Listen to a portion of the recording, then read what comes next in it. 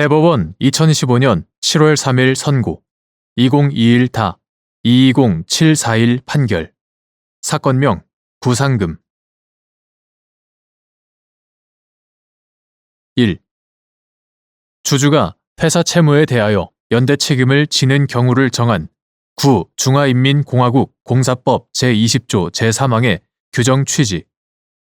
자회사가 1인 주주인 모 회사에 대하여 절차에 따라 배당을 하는 등 모자 회사 사이에 이익을 이전하는 것이 위 규정에서 정한 회사 법인의 독립 지위 및 주주의 유한 책임 제도를 남용하여 채무를 회피하고 채권자의 이익을 엄중히 침해하는 행위에 해당하는지 판단하는 기준. 9. 중화인민공화국 공사법 2023년 12월 29일 개정되기 전의 것. 중화인민공화국 공사법 제20조 제3항은 회사의 주주가 회사 법인의 독립 지위 및 주주의 유한 책임 제도를 남용하여 채무를 회피하고 채권자의 이익을 엄중히 침해한 경우에는 회사 채무에 대해 연대 책임을 져야 한다라고 규정한다. 9. 중화인민공화국 민법 총칙 2021년 1월 1일 폐지되기 전의 것. 중화인민공화국 민법 총칙 제83조 제2항 역시 영리법인에 관하여 같은 취지의 규정을 두고 있다. 이는 모든 회사에 적용되는 법인격 부인에 관한 원칙적인 규정이자 중국 최고인민법원 2019년 중국 최고인민법원 최고법 민종 1093호 구체적인 사안에서 채권자 보호의 균형을 상실하는 현상을 시정하기 위한 규정으로서 해당 회사의 법인격을 일반적으로 부인하는 것이 아니라 구체적인 개별 사안에서 특정 채권자에 대한 관계에 있어 주주 유한 책임의 원칙을 부정하고 예외적으로 연대 책임을 지도록 하는 것이다. 자회사가 1인 주주인 모 회사에 대하여 절차에 따라 배당을 하는 등 모자 회사 사이에 이익을 이전하는 것이 위 규정에서 정한 회사 법인의 독립 지위 및 주주의 유한 책임 제도를 남용하여 채무를 회피하고 채권자의 이익을 엄중히 침해하는 행위에 해당하는지 여부는 모 회사가 자회사에 행사한 지배와 통제의 정도, 모 회사와 자회사 사이의 재산과 업무의 혼용 여부, 이익 이전 행위의 성격, 근거와 정당성, 채무 회피 목적의 유무, 이익 이전으로 인한 채권자 이익 침해의 정도 등을 종합적으로 고려하여 판단하여야 한다. 2. 지연 손해금의 준거법을 결정하는 기준. 본래의 채권 채무 관계를 규율하는 준거법.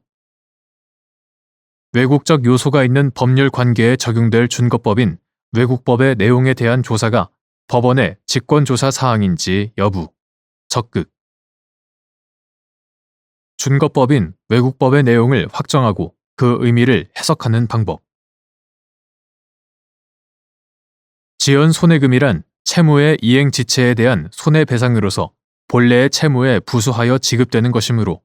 본래의 채권 채무 관계를 규율하는 준거법에 의하여 결정되어야 한다.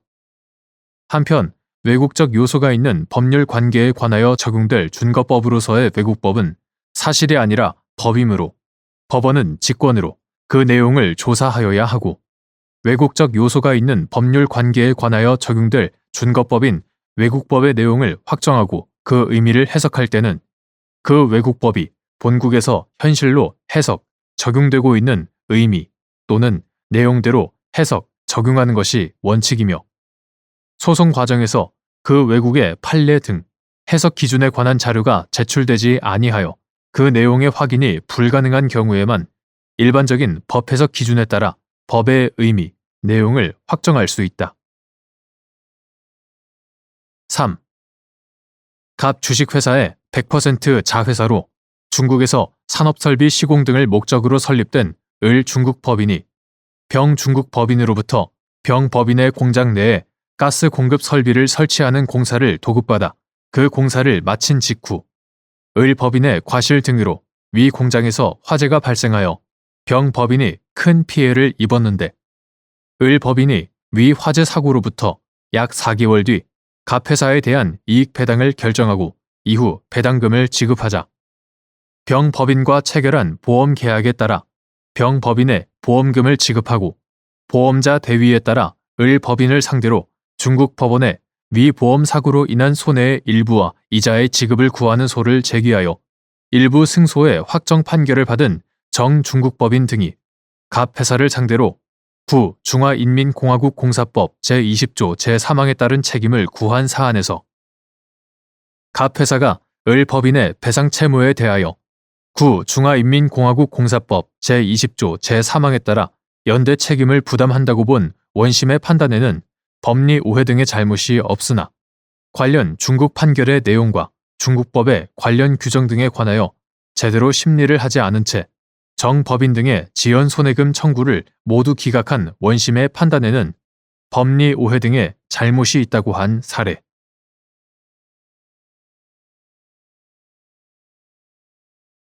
대법원 2025년 7월 3일 선고 2023다 251-718 판결 사건명 단체 교섭 이행 청구 등의 소 1. 노동조합의 대표자에게 사용자 또는 사용자 단체에 대하여 단체 교섭에 응할 것을 요구할 권리가 있는지 여부 적극 및 사용자 또는 사용자 단체가 그 요구를 거부하는 경우 소로서 그 이행을 청구할 수 있는지 여부 적극 헌법 제33조 제1항은 근로자는 근로조건의 향상을 위하여 자주적인 단결권, 단체 교섭 및 단체 행동권을 가진다 라고 규정하여 근로자의 자주적인 단결권뿐 아니라 단체 교섭권과 단체 행동권을 보장하고 있다. 노동조합 및 노동관계조정법에 따르면 노동조합의 대표자는 노동조합 또는 조합원을 위하여 사용자나 사용자 단체와 교섭하고 단체 협약을 체결할 권한을 가지고 제29조 제1항 교섭 대표 노동조합의 대표자는 교섭을 요구한 모든 노동조합 또는 조합원을 위하여 사용자와 교섭하고 단체 협약을 체결할 권한을 가지며 제29조 제2항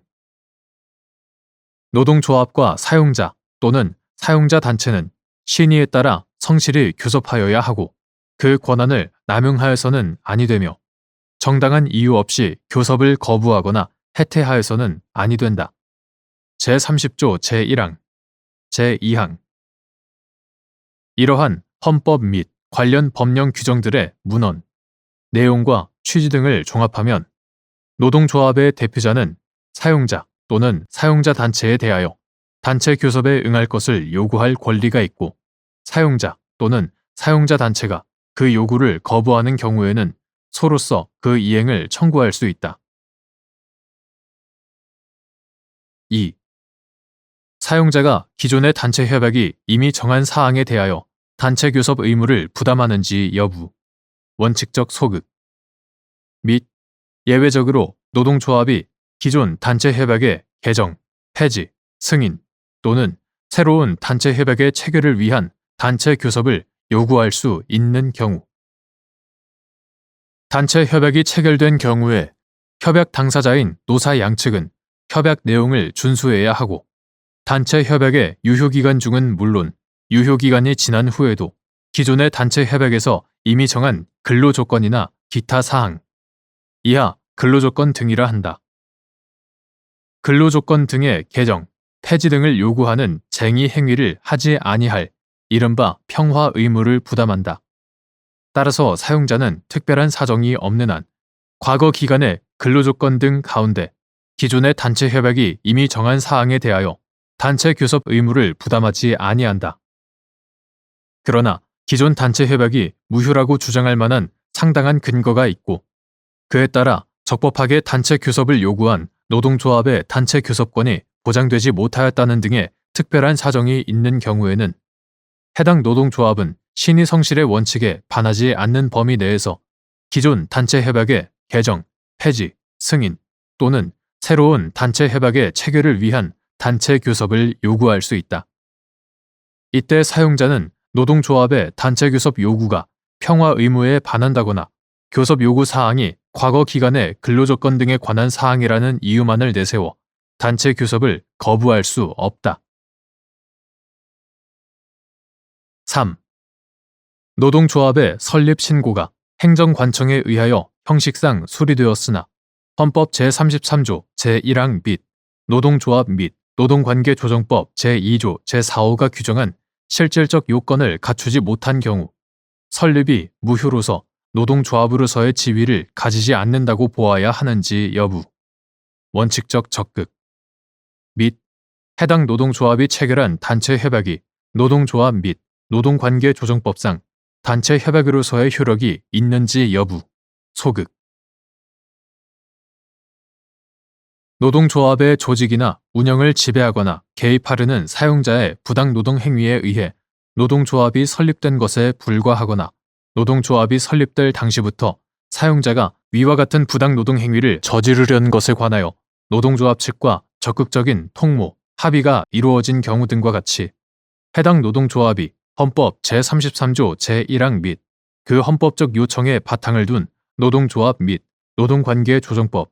이하 노동조합법이라 한다. 노동조합법 제2조 제4호가 규정한 실질적 요건을 갖추지 못하였다면 설령 그 설립 신고가 행정관청에 의하여 형식상 수리되었더라도 실질적 요건이 흠결된 하자가 해소되거나 치유되는 등의 특별한 사정이 없는 한 이러한 노동조합은 노동조합법상 그 설립이 무효로서 노동 3권을 향유할 수 있는 주체인 노동조합으로서의 지위를 가지지 않는다고 보아야 한다. 나아가 해당 노동조합의 대표자는 노동조합법 제29조 제1항, 제2항에서 정한 단체 협약 체결 권한이 없으므로 해당 노동조합이 체결한 단체 협약은 노동조합법상 단체 협약으로서의 효력이 없다. 4. 갑 주식회사의 근로자들이 설립한 을 노동조합이 갑 회사에 단체 교섭을 요구하였으나 갑 회사는 그 무렵 설립된 이른바 대항노동조합인 병노동조합과 단체 협약 등을 체결하였고 이후 병노동조합이 교섭 대표 노동조합이 되어 갑 회사와 단체 협약 등을 체결해 왔는데 병노동조합에 대한 노동조합 설립 무효 확인 판결이 선고, 확정되자 을 노동조합이 갑 회사에 대하여 위 기간 동안의 단체 교섭 사항에 대하여 단체 교섭에 응할 것을 구한 사안에서 병노동조합이 그동안 체결한 단체 협약 등은 노동조합 및 노동관계조정법상 단체 협약으로서의 효력이 없고 위 기간 동안 을 노동조합의 단체 교섭권이 보장되지 못하였다고 볼 만한 특별한 사정이 있으므로 갑 회사는 을 노동조합이 요구하는 단체 교섭 사항에 관한 단체 교섭 의무를 부담한다고 한 사례.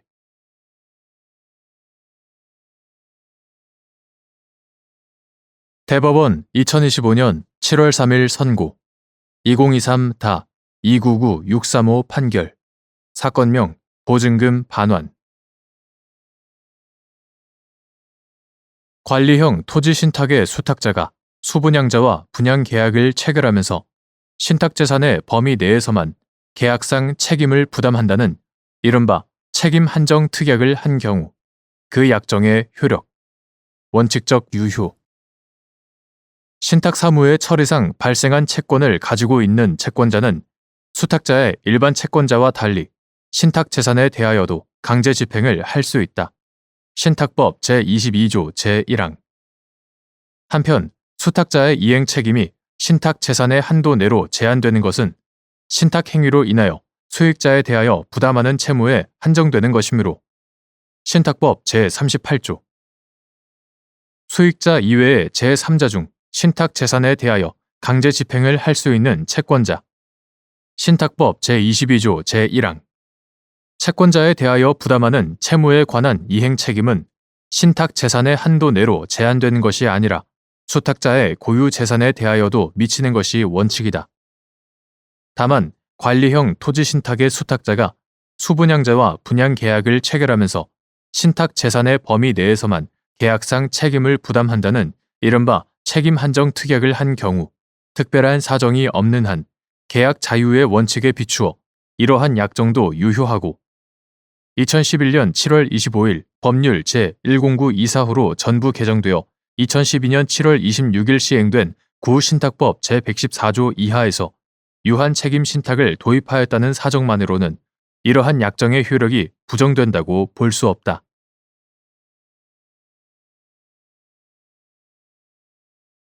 대법원 2025년 7월 3일 선고 2025다 200813 판결 사건명 손해배상 기 피해자가 제품을 정상적으로 사용하던 중 그에 혼합되어 있던 독성 물질에 노출되었음을 이유로 그 제조업자 등에 대하여 정신적 손해의 배상을 청구하는 경우 독성 물질에 노출되었다는 사실만으로 정신적 손해의 발생이 추정되는지 여부, 소극 및 막연한 불안감이나 심리적 두려움을 그 자체로 법적으로 배상해야 하는 손해로 평가할 수 있는지 여부, 소극. 이때 반드시 피해자에게 현실적으로 질병이 발생하는 경우에만 위자료를 인정할 수 있는지 여부, 소극. 제품을 정상적으로 사용하던 중 그에 혼합되어 있던 독성 물질에 노출된 피해자에게 현실적으로 질병이 발생하지 않았더라도 사회 통념에 비추어 피해자가 민법 제751조 제1항에 정신상 고통을 입은 것으로 평가할 수 있는 경우 위자료를 인정할 수 있는지 여부, 적극 및 이때 정신적 고통을 입었는지 판단하는 기준. 피해자가 제품을 정상적으로 사용하던 중 그에 혼합되어 있던 독성 물질에 노출되었음을 이유로 그 제조업자 등에 대하여 정신적 손해의 배상을 청구하는 경우 피해자가 독성 물질에 노출되었다는 사실만으로 정신적 손해의 발생이 추정된다고 볼 수는 없고 막연한 불안감이나 심리적 두려움을 그 자체로 법적으로 배상해야 하는 손해로 평가할 수도 없다. 그러나 이때 반드시 피해자에게 현실적으로 질병이 발생하는 경우에만 위자료를 인정할 수 있는 것은 아니다. 독성 물질에 노출되었다고 하더라도 상당한 기간의 잠복기로 인하여 질병이 현실적으로 발생한 시점에 증거가 사라져 없어지거나 다른 위험 인자가 작용, 개입되는 등의 경우에는 피해자가 인과관계 등 불법 행위 책임의 성립 요건을 증명하는 것이 더욱 어려워질 수 있고 질병이 현실적으로 발생한 시점에 제조업자가 폐업을 하는 등의 경우에는 피해자에 대한 실효적인 피해 구제가 이루어지지 못할 가능성도 있다. 결국 독성 물질에 노출된 피해자에게 반드시 현실적인 질병이 발생할 것을 요구한다면 그에 대한 사법적 구제가 사실상 불가능해지는 결과를 가져올 수 있다. 따라서 제품을 정상적으로 사용하던 중 그에 혼합되어 있던 독성 물질에 노출된 피해자에게 현실적으로 질병이 발생하지 않았더라도 사회 통념에 비추어 피해자가 민법 제751조 제1항에 정신상 고통을 입은 것으로 평가할 수 있다면 위자료를 인정할 수 있다. 이때 정신적 고통을 입었는지 여부는 제품의 종류와 특성, 독성물질의 종류와 유해성, 관련 법규 등에서 정한 독성물질에 대한 안전 기준,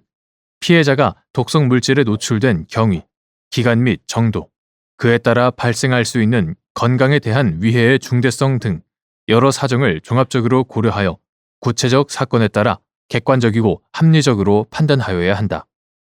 다만 이러한 경우에도 사실상 손해의 발생을 의제하거나 증명 책임을 전환하는 결과가 초래되지 않도록 주의하여야 한다.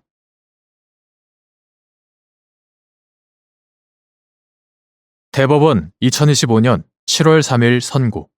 2025다 209384 등 판결 사건명 저작권 침해 금지 등 1. 저작권 침해가 인정되기 위한 요건 저작권 침해 여부를 가리기 위해 두 저작물 사이에 실질적 유사성이 있는지 판단할 때 대비하여야 할 대상 창작적 표현 부분 저작권 침해가 인정되기 위해서는 침해자의 저작물이 저작권자의 저작물에 의거하여 그것을 이용하였어야 하고 침해자의 저작물과 저작권자의 저작물 사이에 실질적 유사성이 인정되어야 한다. 저작권의 보호 대상은 인간의 사상이나 감정을 말, 문자, 색 등으로 구체적으로 외부에 표현한 창작적인 표현 형식이므로 저작권 침해 여부를 가리기 위하여 두 저작물 사이에 실질적인 유사성이 있는지를 판단할 때에는 창작적인 표현 형식에 해당하는 것만을 가지고 대비해 보아야 한다. 2. 저작물의 제호 부분이 저작물로서 보호받을 수 있는지 여부, 원칙적 소극. 디자인 등 미술 저작물이 응용 미술 저작물로서 저작권법의 보호를 받기 위한 요건. 저작권법에 의하여 보호되는 저작물은 인간의 사상 또는 감정을 표현한 창작물을 말하므로 저작물의 제호 부분은 인간의 사상 또는 감정을 창작적으로 표현한 부분이라는 등의 특별한 사정이 없는 한 저작물로서 보호받을 수 없다. 저작권법 제4조 제1항 제4호는 저작물의 일종으로 응용 미술 저작물을 규정하고 있고 저작권법 제2조 제15호에서는 응용 미술 저작물에 관하여 물품의 동일한 형상으로 복제될 수 있는 미술 저작물로서 그 이용된 물품과 구분되어 독자성을 인정할 수 있는 것을 말하며 디자인 등을 포함한다라고 정의하고 있다. 응용 미술 저작물로서 저작권법의 보호를 받기 위해서는 산업적 목적으로의 이용을 위한 복제 가능성과 당해 물품의 실용적, 기능적 요소로부터의 분리 가능성이라는 요건이 충족되어야 한다. 3. 저작권의 성립과 내용, 저작권의 이전이 가능한지 여부. 저작권의 이전과 귀속에 어떠한 절차나 형식의 이행이 필요한지 여부 등에 대하여 국제사법 제40조에 따라 보호국법이 준거법으로 결정되어 적용되는지 여부, 원칙적 적극. 저작권 이전의 원인이 된 계약 등의 법률 관계에 관하여 적용될 준거법은 별도로 결정하여야 하는지 여부, 적극. 저작권법 제2조 제31호에서 정한 업무상 저작물의 최초 귀속 등에 관한 사항은 고용관계 등 업무상 관계를 기초로 한 법률 관계에 해당하는지 여부, 적극. 및 업무상 저작물의 저작권 최초 귀속 등에 관한 법률 관계에 외국적 요소가 있는 경우 그 작성에 기초가 된 고용관계 등 업무상 관계에 대하여 적용될 준거법, 법정지의 국제사법에 따라 결정된 준거법. 저작권의 성립과 내용, 저작권의 이전이 가능한지 여부, 저작권의 이전과 귀속에 어떠한 절차나 형식의 이행이 필요한지 여부 등은 저작권의 대세적인 효력이나 저작권 자체의 보호와 밀접하게 관련되어 있으므로 특별한 사정이 없는 한 이러한 사항에 대하여는 국제사법 제40조에 따라 보호국법이 준거법으로 결정되어 적용된다. 한편 저작권 이전의 원인이 된 계약 등의 법률 관계는 단지 그 목적물이 저작권일 뿐 성질상 저작권의 대세적인 효력이나 저작권 자체의 보호에 관한 것이 아니어서 그 계약 등의 법률 관계에 관하여 적용될 준거법을 별도로 결정하여야 한다. 업무상 저작물은 법인, 단체, 그 밖의 사용자, 이하 법인 등이라 한다.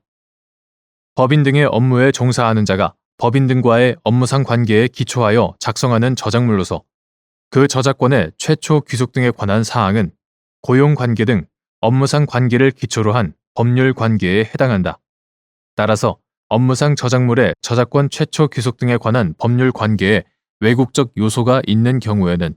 특별한 사정이 없는 한 그 작성에 기초가 된 고용관계 등 업무상 관계에 대하여는 법정지의 국제사법에 따라 결정된 준거법이 적용된다.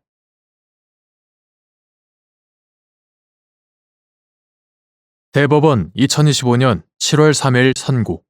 2025타 210-042 판결 사건명 소유권 말소 등기 1. 부동산 실권리자 명의 등기에 관한 법률 제11조, 제12조의 규정 취지 및 같은 법 시행 전 명의신탁 약정을 하고 그 시행 후 명의신탁 약정에 따른 등기를 마친 경우 위 제11조, 제12조가 적용되지 않고 같은 법 부칙 1995년 3월 30일 같은 법 부칙 제2조에 따라 곧바로 같은 법 제3조, 제4조가 적용되는지 여부, 적극. 부동산 실권리자 명의 등기에 관한 법률,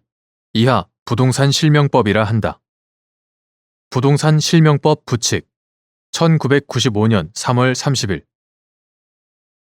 부동산 실명법 부칙 제2조의 규정 내용과 부동산 실명법 제2조 제4호에서 정한 실명 등기의 의미 등을 종합하여 보면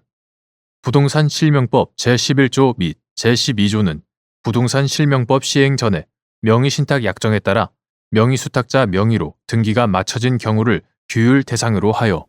기존 명의신탁자로 하여금 원칙적으로 부동산 실명법 시행일부터 1년의 유예기간 이내에 실명 등기 또는 매각 처분 등을 하도록 하고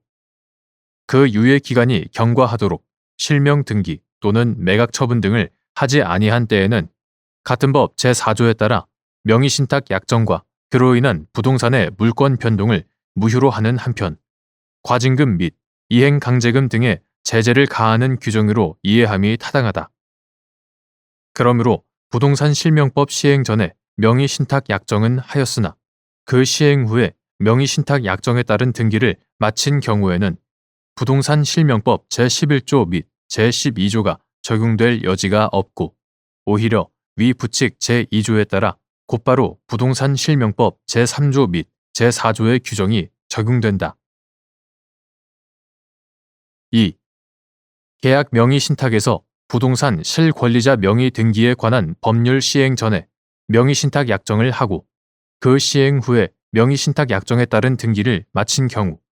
명의신탁자가 같은 법 시행 전에 명의신탁 약정에 따라 부동산에 대한 점유를 개시하였다면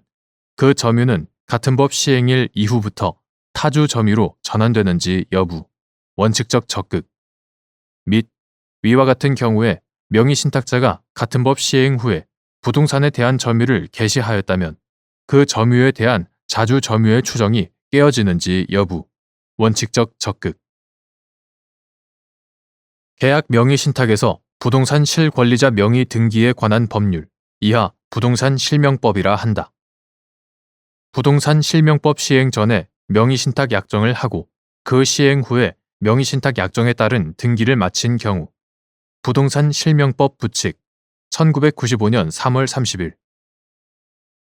부동산 실명법 부칙 제2조 제2항에 따라 부동산 실명법 제4조가 적용되는 관계로 명의신탁자는 부동산의 소유자 겸 매도인이 명의신탁 약정을 알았는지 여부에 관계없이 부동산의 소유권을 갖지 못할 뿐만 아니라 매매 계약의 당사자도 아니어서 소유자를 상대로 소유권 이전 등기 청구를 할 수 없고 적어도 부동산 실명법 시행일부터는 명의신탁자도 이러한 점을 잘 알고 있다고 보아야 한다. 이 경우 명의신탁자가 부동산 실명법 시행 전에 명의신탁 약정에 따라 부동산에 대한 점유를 개시하였다면 그 점유는 명의신탁자가 새로운 권한에 의하여 다시 소유의 의사로 점유하는 등의 특별한 사정이 없는 한 부동산 실명법 시행일 이후부터는 타주 점유로 전환된다. 위와 같은 경우에 만일 명의신탁자가 부동산 실명법 시행 후에 부동산에 대한 점유를 개시하였다면 명의신탁자에게 점유할 다른 권한이 인정되는 등의 특별한 사정이 없는 한 명의신탁자는 소유권 취득의 원인이 되는 법률 요건이 없이 그와 같은 사실을 잘 알면서 타인의 부동산을 점유한 것이어서 타인의 소유권을 배척하고 점유할 의사를 가지지 않았다고 보아야 하므로 소유의 의사로 점유한다는 추정은 깨어진다.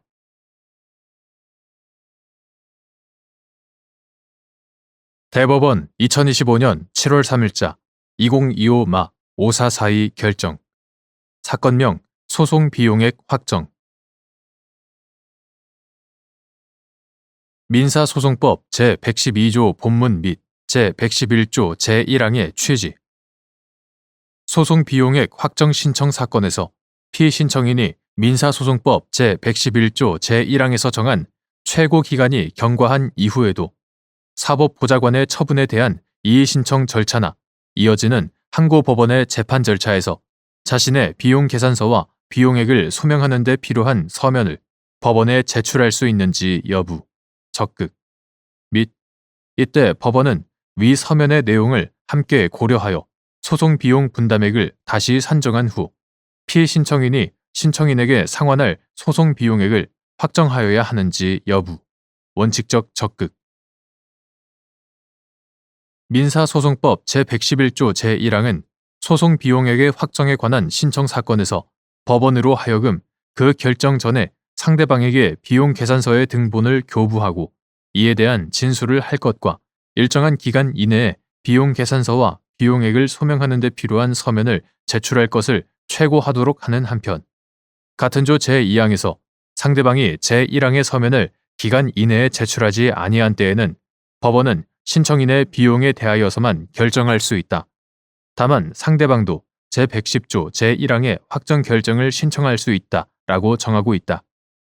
나아가 제112조에서는 법원이 소송 비용을 결정하는 경우에 당사자들이 부담할 비용은 대등한 금액에서 상계된 것으로 본다. 다만 제111조 제2항의 경우에는 그러하지 아니하다라고 규정한다. 이와 같이 민사소송법 제112조 본문에서 부담 비용의 상계에 관하여 정한 취지는 당사자 쌍방이 소송 비용을 일정 비율로 분담하도록 재판이 된 경우 당사자 각자의 분담액이 대등액에서 상계된 것으로 하고 그 차액만을 일방의 당사자가 상대방에게 지급하도록 함으로써 소송 비용을 둘러싼 법률 관계를 간이하게 처리하기 위한 것이다. 또한 민사소송법 제111조 제1항이 소송 비용액 확정 신청 사건의 상대방에게 비용 계산서와 비용액을 소명하는 데 필요한 서면을 제출할 것을 최고하도록 한 취지는 상대방으로 하여금 신청인에 대하여 가지는 소송 비용 상환 청구권을 하나의 절차 내에서 행사할 수 있는 기회를 제공함으로써 같은 법 제112조에서 정한 부담 비용의 상계를 통해 소송 비용을 둘러싼 법률 관계의 간이한 처리를 도모하는 것에 있다. 상대방이 법원으로부터 최고서를 받고서도 최고 기간 내에 이를 제출하지 않으면 민사소송법 제111조 제2항에 따라 법원은 신청인의 비용에 대하여만 결정하게 되는데 그 이후에도 상대방의 소송 비용 상환 청구권은 여전히 존재하고 이를 부담 비용의 상계를 통하여 간이하게 정산할 필요성 또한 마찬가지이므로 상대방으로서는 사법보좌관의 처분에 대한 이의 신청 절차나 이어지는 항고 법원의 재판 절차에서 자신의 비용 계산서와 비용액을 소명하는 데 필요한 서면을 법원에 제출할 수 있다. 상대방으로부터 이러한 서면을 제출받은 법원으로서는 상대방이 민사소송법 제111조 제2항 단서에 따라 별도의 소송 비용액 확정 결정을 신청하여 그 결정이 확정되었다는 등 사정이 없는 이상 위 서면의 내용을 함께 고려하여 소송 비용 분담액을 다시 산정한 후 상대방이 신청인에게 상환할 소송 비용액을 확정하여야 한다.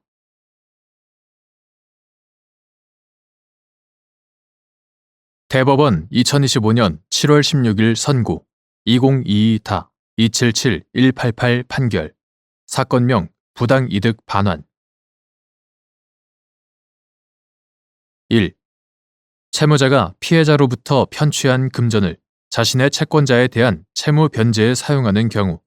채권자가 그 변제를 수령하면서 그 금전이 편취된 것이라는 사실에 대하여 악의 또는 중대한 과실이 없다면 채권자의 금전 취득은 피해자에 대한 관계에서 법률상 원인이 있는 것으로 보아야 하는지 여부, 적극. 부당이득 제도는 이득자의 재산상 이득이 법률상 원인을 결여하는 경우에 공평과 정의의 이념에 근거하여 이득자에게 반환 의무를 부담시키는 것이므로 채무자가 피해자로부터 편취한 금전을 자신의 채권자에 대한 채무 변제에 사용하는 경우 채권자가 그 변제를 수령하면서 그 금전이 편취된 것이라는 사실에 대하여 악의 또는 중대한 과실이 없다면 채권자의 금전 취득은 피해자에 대한 관계에서 법률상 원인이 있는 것으로 봄이 타당하다. 2. 갑이 을에게 속아 병이 실제로 보유하고 있지 않은 주식을 병으로부터 매수하기로 하고 주식 매수 대금 명목의 금원을 병 명의 계좌로 송금하였는데 을에게 기망당한 사실을 알고 갑이 병을 상대로 부당이득 반환을 구하는 소를 제기하였고, 이에 병이 위 금원은 을에게 미술 작품을 판매하여 판매 대금으로 송금받은 것이거나 을이 갑으로부터 받을 수당을 병 명의 계좌로 이체할 것이니 을이 지정한 계좌로 다시 보내달라고 요청하여 송금받은 것이라고 주장한 사안에서 병이 을이 지정한 계좌로 다시 송금한 금원에 대하여는 병이 실질적으로 이익의 귀속자가 되었다고 보기 어려워 이 부분에 관하여는 부당이득 반환 의무가 성립하지 않으나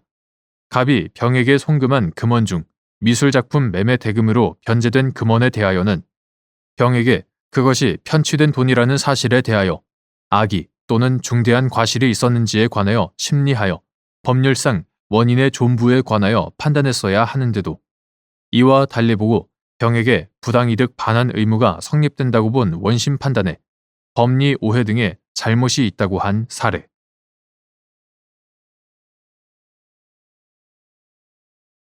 대법원 2025년 7월 16일 선고 2024다 293-313 판결 사건명 유류분 반환 지정에 의한 유언 집행자가 특정 유증을 받은 자에게 유증을 이행할 의무가 이행 기한에 정함이 없는 채무로서 유언 집행자가 그 의무에 대한 이행 청구를 받은 때에 지체 책임을 부담하는지 여부 원칙적 적극 특정 유증이 있는 경우 유증 목적인 재산은 상속인에게 귀속되고 유증을 받은 자는 유증 의무자에게 유증의 이행을 청구할 수 있는 채권을 취득한다.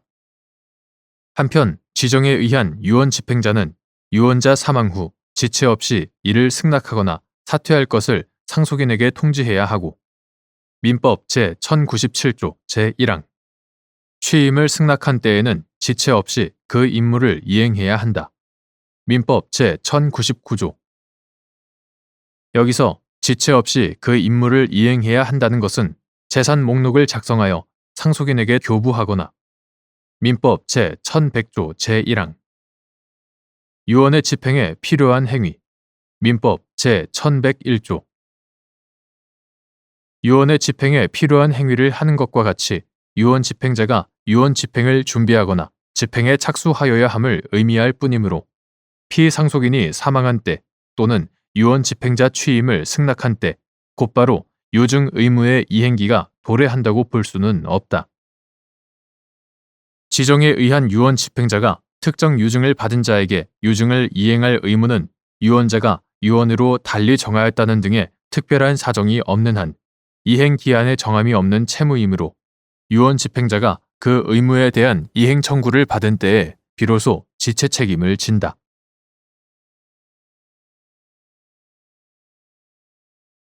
대법원 2025년 7월 16일 선고 2024다 308-079 판결 사건명 유류분 반환 청구 피상속인이 상속 개시 당시 제3자를 위하여 연대보증 채무를 부담하고 있거나 물상보증인으로서 책임을 지고 있는 경우 그 채무 금액을 유류분 산정을 위한 기초재산에서 공제할 수 있는지 여부 원칙적 소극 유류분 권리자의 유류분 부족액은 유류분액에서 특별 수익액과 순상속분액을 공제하는 방법으로 산정하는데 피상속인이 상속 개시 시에 채무를 부담하고 있던 경우 유류분액은 민법 제1113조 제1항에 따라 피상속인이 상속 개시 시에 가진 재산의 가액에 증여재산의 가액을 가산하고 채무의 전액을 공제하여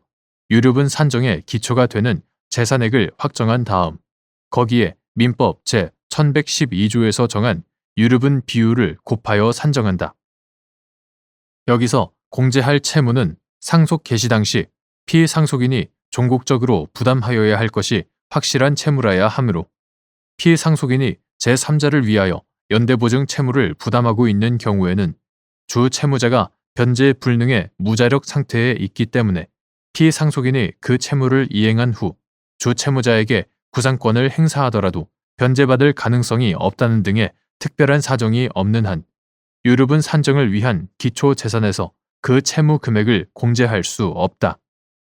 이러한 법리는 상속 개시 당시 피상속인이 제3자를 위하여 물상 보증인으로서 책임을 지고 있는 경우에도 적용된다.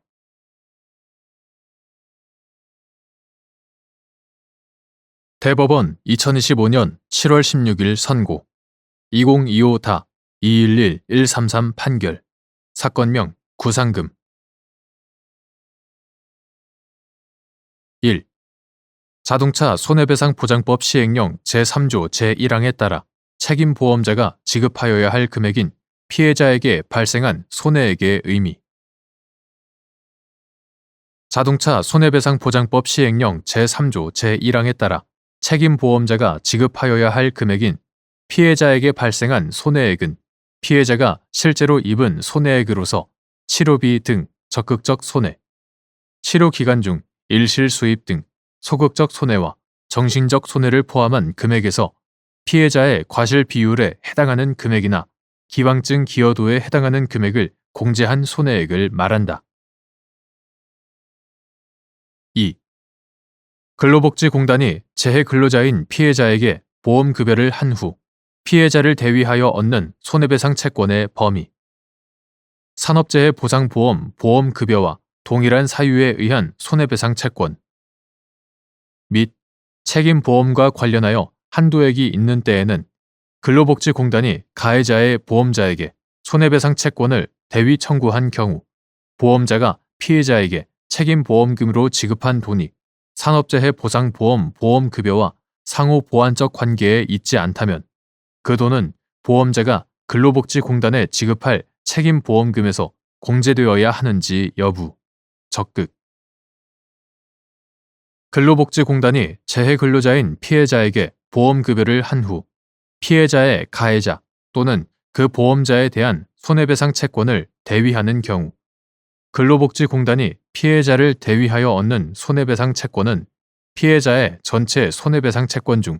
산업재해 보상보험 보험급여와 동일한 사유에 의한 손해배상 채권, 즉 보험급여와 손해배상이 상호 보완적 관계에 있어 보험급여의 실시로 가해자에 대한 손해배상 채권이 전부되어 소멸될 수 있는 경우에 한정된다. 책임보험과 관련하여 한도액이 있는 때, 즉 피해자에게 발생한 손해액이 책임보험금 한도 금액을 초과하여 책임보험금 한도 금액이 책임보험 금액이 됨으로써 피해자에게 발생한 손해액보다 책임보험 금액이 적게 되는 때 근로복지공단이 가해자의 보험자에게 손해배상 채권을 대위 청구한 경우 보험자가 피해자에게 책임보험금으로 지급한 돈이 산업재해 보상보험 보험급여와 상호 보완적 관계에 있지 않다면 이는 보험자가 근로복지공단에 지급할 책임보험금에서 공제되어야 한다. 3. 갑이 운영하는 업체의 근로자인 을이 갑 소유 차량에 탑승하여 작업을 하던 중 추락하여 상해를 입었는데 근로복지공단이 을에게 보험급여를 한 후 위 차량에 관하여 자동차 보험 계약을 체결한 병보험회사를 상대로 을을 대위하여 책임보험금 지급을 구한 사안에서 병회사가 을에게 지급한 장애 위자료가 치료 종결 후에 소극적 손해 관련 후유 장애 책임보험금에서 공제된다고 본 원심 판단에 법리 오해에 잘못이 있다고 한 사례.